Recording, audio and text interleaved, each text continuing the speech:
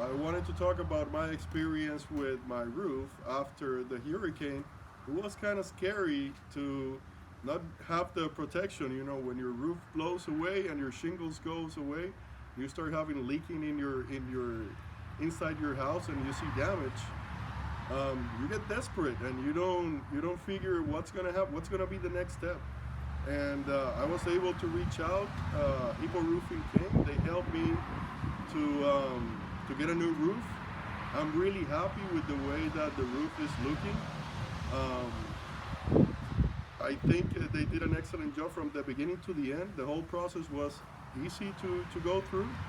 Um, Everybody was very helpful, and the whole process has been great. Thank you. This is our finished product.